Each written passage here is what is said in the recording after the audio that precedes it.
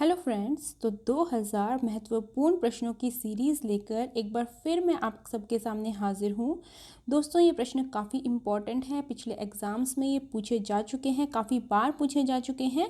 ऐसे सभी प्रश्न मैं आपके लिए लेकर आती रहती हूँ। तो आप अगर हिंदी विषय से किसी भी एग्ज़ाम की तैयारी कर रहे हैं तो ये वीडियो आपके लिए बहुत यूज़फुल रहने वाला है। वीडियो को आपको एंड तक ज़रूर देखना है और आप मुझे कमेंट सेक्शन में ये भी बताया कीजिए कि आपके इनमें से कितने प्रश्न ठीक हैं। तो आज हम 50 प्रश्न करने वाले हैं। 150 प्रश्न हम पहले कर चुके हैं। इसके आगे के प्रश्न हम देख लेते हैं। तो अगला प्रश्न है हमारा, हिंदी की प्रथम दलित कविता किसे माना गया है। तो दोस्तों, हिंदी की प्रथम दलित कविता माना गया है हीरा डोमजी की अछूत की शिकायत को, और ये रचना है 1914 ईस्वी की, हीरा डोमजी की अछूत की शिकायत। अगला प्रश्न है हमारा, आधुनिक खोजों के अनुसार हिंदी की प्रथम कहानी किसे माना गया है। तो आधुनिक खोजों के अनुसार ये काफ़ी विवादित चीज़ रही है, हिंदी की प्रथम कहानी कौन सी है, लेकिन आजकल जो सर्वसम्मति से मानी जा रही है वो है एक टोकरी भर मिट्टी, माधवराव सप्रे जी की। एक टोकरी भर मिट्टी हिंदी की प्रथम कहानी है, कहानीकार है माधवराव सप्रे जी। अगला है अज्ञेय का प्रथम काव्य संग्रह। तो अज्ञेय का पूरा नाम है सच्चिदानंद हीरानंद वात्स्यायन अज्ञेय जी। इनका प्रथम काव्य संग्रह जो माना गया है वो है भग्न दूत। इनका प्रथम काव्य संग्रह कौन सा है दोस्तों, भग्न दूत इनका प्रथम काव्य संग्रह है अज्ञेय जी का। नेक्स्ट हमारा प्रश्न है, खड़ी बोली का प्रथम महाकाव्य कौन सा है। तो दोस्तों, खड़ी बोली का जो प्रथम महाकाव्य है, एक हमारा हिंदी का प्रथम महाकाव्य का प्रश्न आता है, वो है हमारा पृथ्वीराज रासो, रचनाकार है चंद्रबरदाई। लेकिन खड़ी बोली का अगर प्रथम महाकाव्य पूछा जाए तो वो है हमारा हरिओद जी का प्रिय प्रवास। प्रिय प्रवास किसका है, हरिओद जी का। इसका रचना काल है 1914। और प्रिय प्रवास का एक पहले नाम क्या था, ये भी प्रश्न आता है। प्रिय प्रवास का पहले नाम था ब्रजांगना विलाप, फिर उसका नाम बाद में बदल दिया गया और उसका नाम हो गया प्रिय प्रवास। इसका पहले नाम क्या था, ब्रजांगना विलाप। और इसमें किसकी कथा है, इसमें है कृष्ण जी की कथा, उनके जन्म से लेकर उनके मथुरा में प्रस्थान तक की कथा इसमें बताई गई है। प्रिय प्रवास हरिओद का ये एक महाकाव्य है। नेक्स्ट प्रश्न है हमारा, भारतेंदु जी के अनुसार हिंदी नई चाल में कब ढली। तो दोस्तों, भारतेंदु जी की एक पुस्तक है कालचक्र, ये एक्चुअली इनका एक निबंध है कालचक्र। ठीक है, हमने जब इनके निबंध करे थे तो मैंने ट्रिक के द्वारा आपको ये लर्न करवाए थे, उसमें कालचक्र था। स्टार्टिंग कालचक्र से ही होती है। तो इस कालचक्र नामक पुस्तक में इन्होंने बताया है कि 1873 ईस्वी में हिंदी नई चाल में ढली। 1873, तो एक प्रश्न काफ़ी इंपॉर्टेंट है, तो आप इसको एकदम माइंड में फिट कर लेना कि 1873 में हिंदी नई चाल में ढली। ठीक है, नेक्स्ट प्रश्न है हमारा, प्रेम पथिक किसकी रचना है। तो प्रेम पथिक किसकी रचना है, ये प्रश्न आप लोग मुझे बताएंगे कमेंट बॉक्स में। इसका उत्तर मैं आप लोगों से चाहती हूँ कि मैं देखना चाहती हूँ आपकी तैयारी किस स्तर की चल रही है। तो प्रेम पथिक किसकी रचना है, बहुत ही आसान प्रश्न है, इस प्रश्न का उत्तर आप मुझे देंगे। नेक्स्ट प्रश्न हम देख लेते हैं, आचार्य शुक्ल के अनुसार स्वच्छंदतावाद के प्रवर्तक कौन है। तो दोस्तों, स्वच्छंदतावाद के प्रवर्तक आचार्य शुक्ल जी ने माना है श्रीधर पाठक जी को। किसे माना है, श्रीधर पाठक जी क्या है, स्वच्छंदतावाद के प्रवर्तक है श्रीधर पाठक जी। किस युग के कवि हैं, तो द्विवेदी युग के कवि हैं ये, द्विवेदी युग के रचनाकार हैं। इनकी कुछ रचनाएं हैं जैसे कि इनकी ब्रज भाषा में रचना है कश्मीर सुषमा, देहरादून इनकी रचना है, वनाष्टक इनकी रचना है। तो स्वच्छंदतावाद के प्रवर्तक आचार्य शुक्ल जी श्रीधर पाठक जी को मानते हैं। नेक्स्ट प्रश्न है हमारा, भारतेंदु हरिश्चंद्र की कौन सी पत्रिका महिलाओं से संबंधित थी। तो दोस्तों, भारतेंदु हरिश्चंद्र की 3 पत्रिकाएं, इन्होंने 3 पत्रिकाओं का संपादन किया था।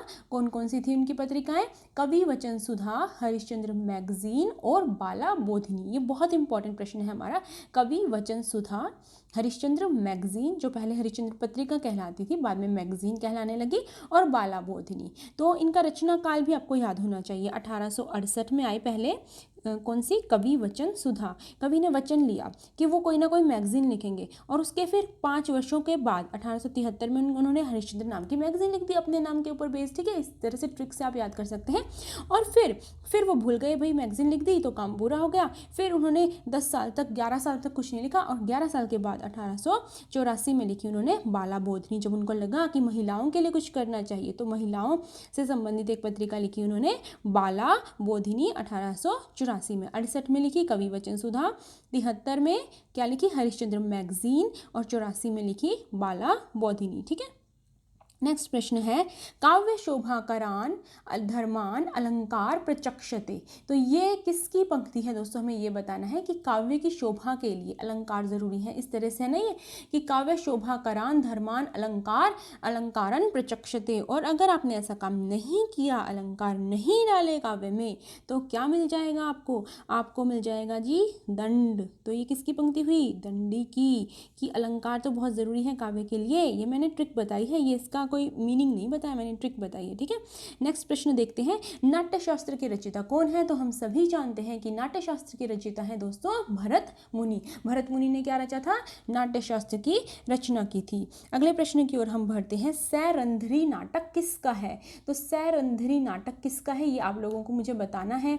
सैरंध्री नाटक किसका है, बहुत ही मतलब ये क्वेश्चन आता है बार बार। तो सैरंध्री नाटक है दोस्तों मैथिली शरण गुप्त जी का। ठीक है, नेक्स्ट है हमारा कविता कामिनीकांत भारतेंदु प्रज्ञेंदु साहित्य सुधाकर जैसी उपाधियां किसे दी गई। तो दोस्तों ये सारी उपाधियां ना, ये बहुत इंपॉर्टेंट प्रश्न है।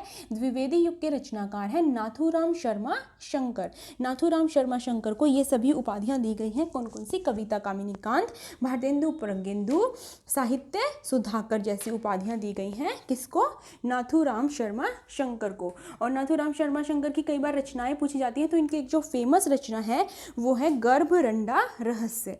गर्भरंडा रहस्य ये नाथूराम शर्मा शंकर की एक बहुत ही फेमस रचना है। ठीक है, तो ये भी आपको याद कर लेनी है।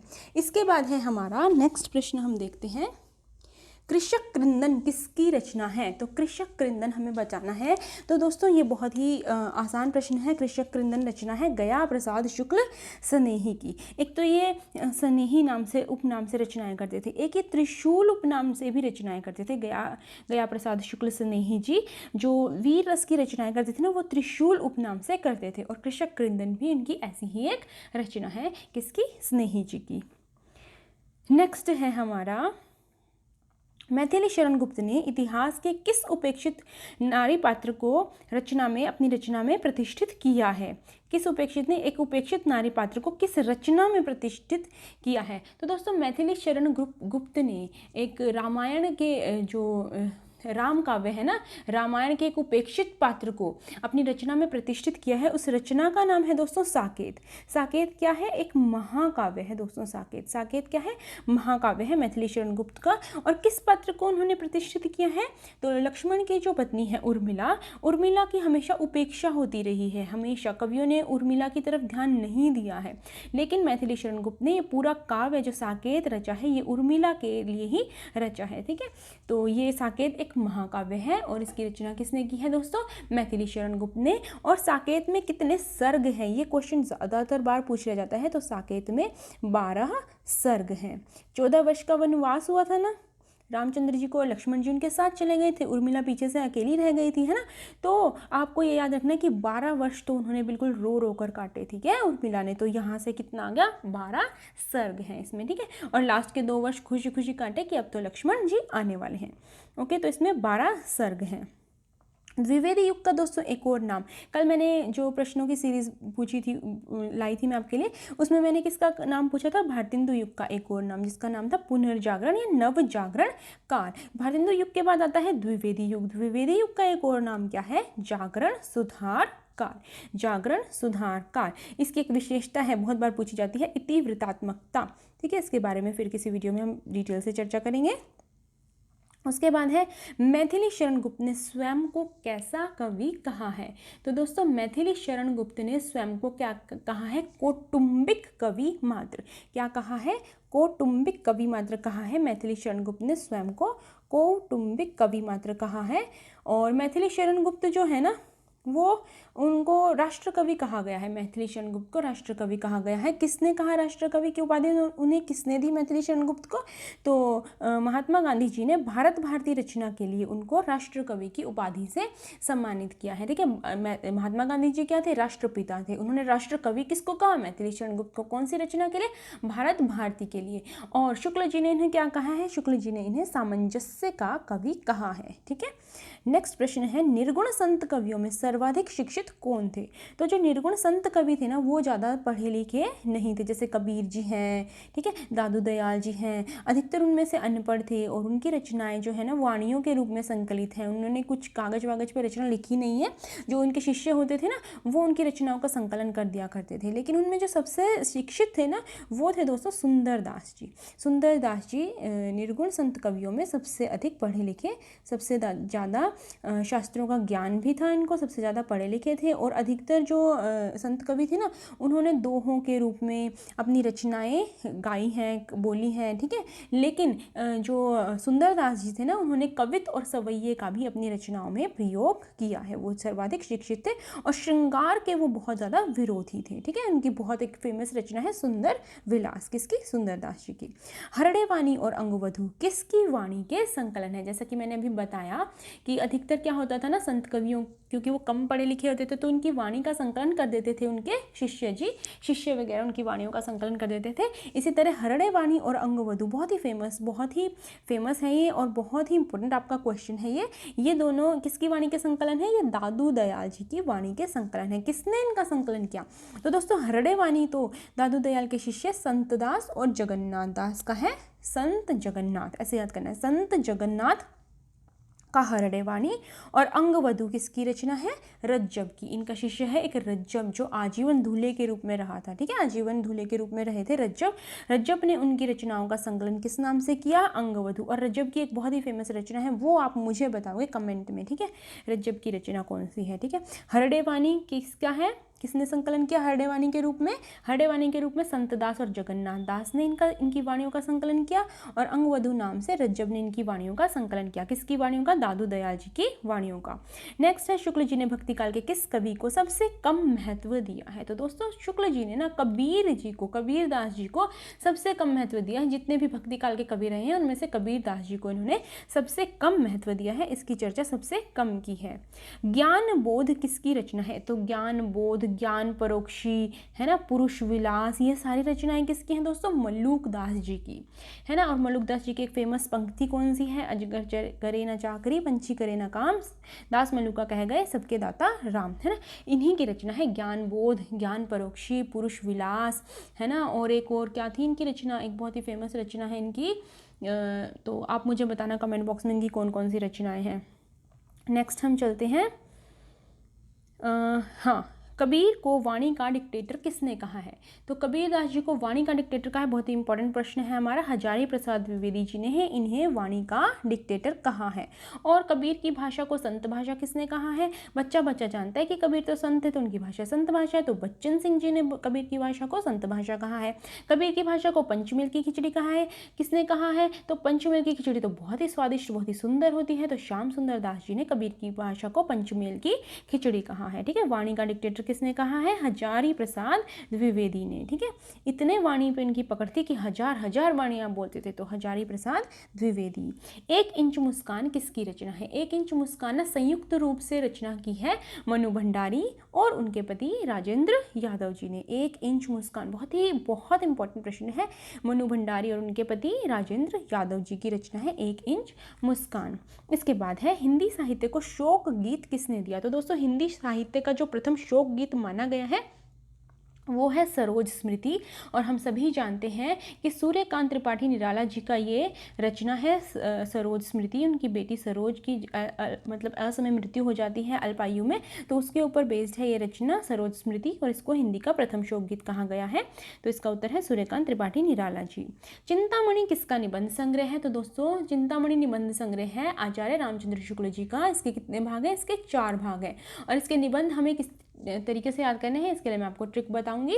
उसके बाद आते हैं हम अगले प्रश्न के ऊपर। उसने कहा था, ये किसकी कहानी है? उसने कहा था, ये एक फ्लैशबैक पद्धति पर आधारित एक कहानी है। प्रथम फ्लैशबैक पद्धति पर आधारित एक कहानी है। उसने कहा था, ये कहानी है चंद्रधर शर्मा गुलेरी जी की। और चंद्रधर शर्मा गुलेरी जी ने आदिकाल को क्या कहा है?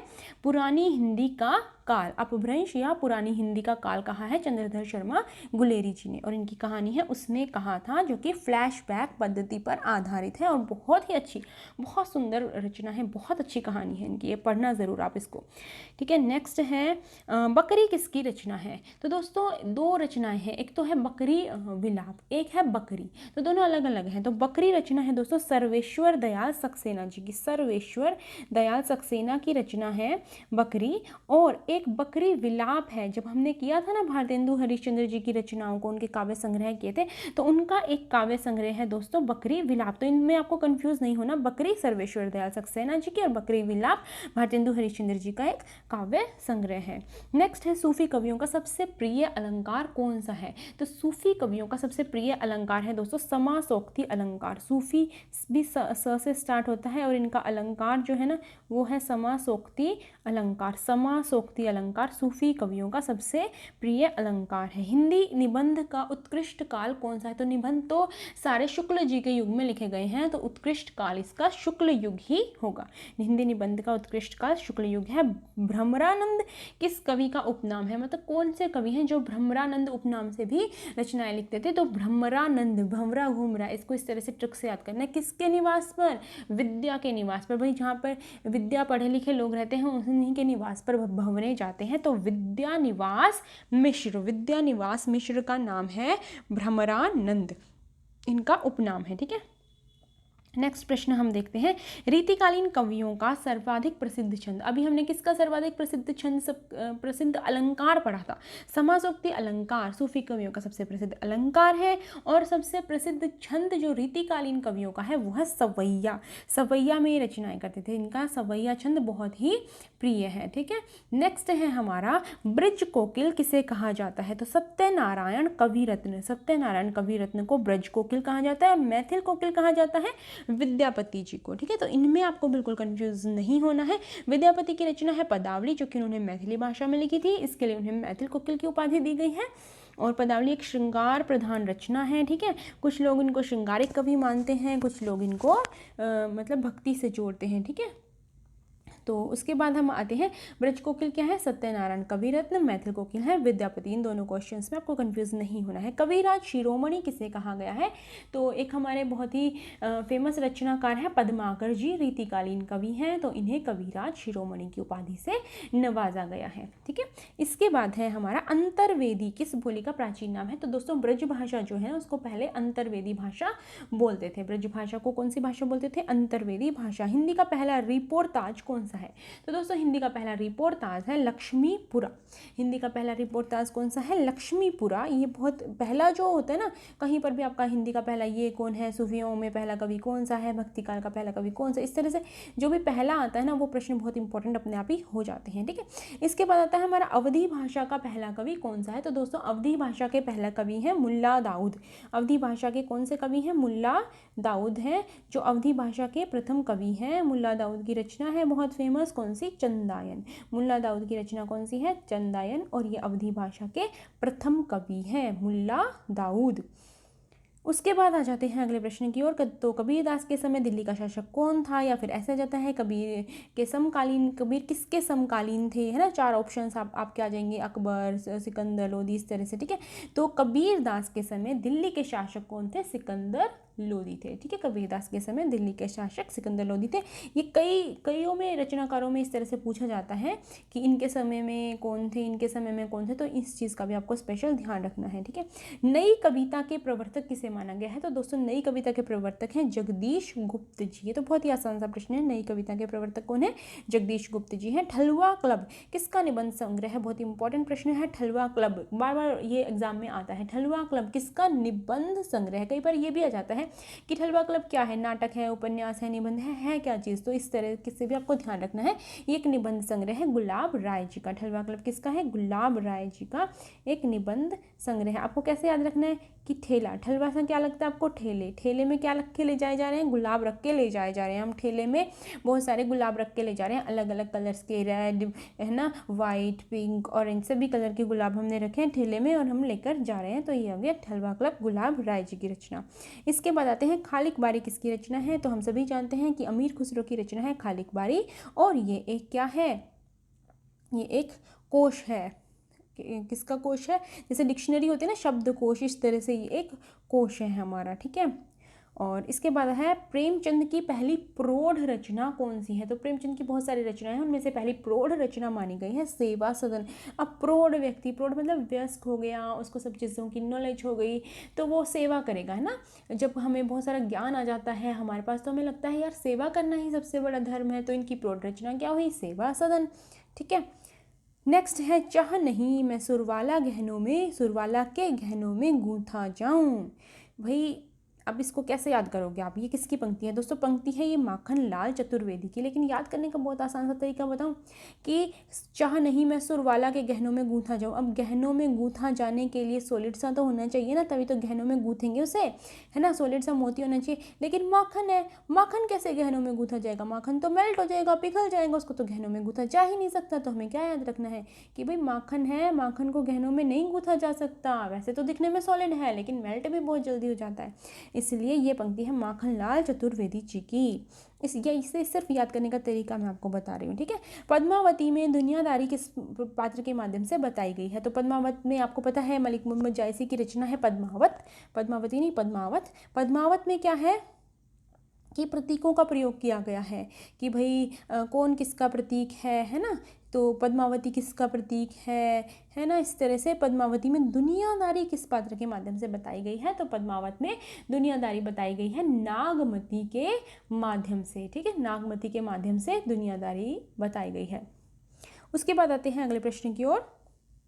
तो आधुनिक युग का तुलसीदास किसे कहा जाता है? तो आधुनिक युग के तुलसीदास कौन है? मैथिली शरण गुप्त जी। आधुनिक युग के क्या है? तुलसीदास जी। क्योंकि तुलसीदास ने राम के ऊपर रामचरितमानस एक महाकाव्य लिखा था, इसी तरह से मैथिली शरण गुप्त ने क्या लिखा है? साकेत। साकेत भी एक महाकाव्य है और वो भी राम कथा के ऊपर आधारित है। उसमें उर्मिला का विषय उदासीनता का वर्णन किया गया है ना। तो ये दोनों ही चीज़ें, दोनों ही कवियों ने राम के ऊपर बेस्ड अपने काव्य रचनाएं लिखी हैं, तो इसलिए इनको आधुनिक काल का तुलसीदास कहा जाता है, मैथिली शरण गुप्त जी को। तो साकेत की मूल प्रेरणा मैथिली शरण गुप्त को कहाँ से मिली? साकेत की मूल प्रेरणा तो दोस्तों कवियों की उर्मिला विषयक उदासीनता, कवियों की उर्मिला विषयक उदासीनता नामक एक लेख छपा था। किसमें? सरस्वती पत्रिका में 1908 में। कवियों, क्योंकि कवि हमेशा उर्मिला के प्रति उदासीन रहे हैं। भाई राम का चरित्र व्याख्या कर दी, सीता जी के बारे में बता दिया, लक्ष्मण जी की वर्णन कर दिया, लेकिन जो उर्मिला जो 14 साल तक अपने पति लक्ष्मण जी के विरह में जी रही थी, उनके लिए सभी कवियों ने उदासीनता दिखाई है। तो ऐसा एक लेख छपा है 1908 में, सरस्वती पत्रिका में छपा, भुजंग भूषण भट्टाचार्य छदम नाम से। किस नाम से?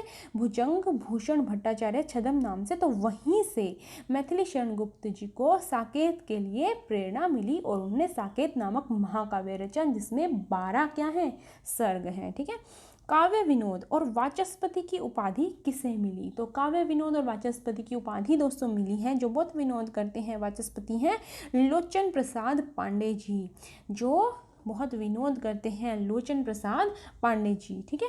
पांडे बंधु कौन है? अभी हमने ये बात की, मुकुटधर पांडे और लोचन प्रसाद पांडे, ये दो भाई हैं, मुकुटधर पांडे और लोचन प्रसाद पांडे, इन्हें पांडे बंधु कहा जाता है। प्रसाद जी की वो रचना जो कि चंपू काव्य है, उसके बारे में हमें बताना है। तो प्रसाद जी की रचना है, जयशंकर प्रसाद जी की रचना है उर्वशी। उर्वशी एक क्या है? चंपू काव्य है। चंपू काव्य क्या होता है? गद्य और पद्य जिसमें दोनों का प्रयोग किया गया है, उसे चंपू काव्य बोलते हैं। तो प्रसाद जी की एक रचना है चंपू काव्य, जो चंपू काव्य है वो है उर्वशी, ठीक है। उर्वशी, कानन कुसुम, ठीक है, प्रेम पथिक। अब मैंने तो आपसे पूछा था कि प्रेम पथिक किसकी रचना है, फिर भी मैंने आपको बता दिया, ठीक है। तो ये सभी रचनाएं किसकी है? प्रसाद जी की रचनाएं हैं। तो उर्वशी एक रचना, और उर्वशी किसकी रचना है? रामधारी सिंह दिनकर की भी रचना है एक उर्वशी, है ना। आप सभी जानते हैं, उनकी बहुत फेमस रचना है रामधारी सिंह दिनकर जी की, तो उसके बारे में भी आपको ध्यान रखना है। फिर अगला प्रश्न है, छायावाद की प्रथम प्रयोगशाला किसे कहा गया है? किस रचना को छायावाद की प्रथम प्रयोगशाला माना गया है? तो छायावाद की प्रथम प्रयोगशाला है दोस्तों झरना। जयशंकर प्रसाद जी की रचना है, आंसू, लहर, झरना, ये सभी जयशंकर प्रसाद जी की रचना है। तो झरना को क्या कहा गया है? छायावाद की प्रथम प्रयोगशाला। और एक क्वेश्चन आपके लिए लास्ट में, वो क्या है कि हिंदी का मेघदूत किस रचना को कहा गया है? हिंदी का मेघदूत, मेघदूत जो मेघ का संदेश लेके आ रहे हैं, मेघदूत किसको कहा गया है? कौन सी ऐसी रचना है जिसे हिंदी का मेघदूत कहा गया है? ये आप लोग मुझे कमेंट करके बताएंगे। तो दोस्तों आज के इस वीडियो में इतना ही। अगर आपको ये प्रश्न अच्छे लगे हैं तो इन प्रश्नों को ज़रूर से अच्छे से पढ़ के जाइएगा, ये काफ़ी इंपॉर्टेंट है। और इस वीडियो को लाइक करना और मेरे चैनल को सब्सक्राइब किए बिना बिल्कुल मत जाना। यहाँ पर इसी तरह की अच्छी अच्छी वीडियोज़ लेकर मैं आपके पास आती रहूँगी। Thank you so much.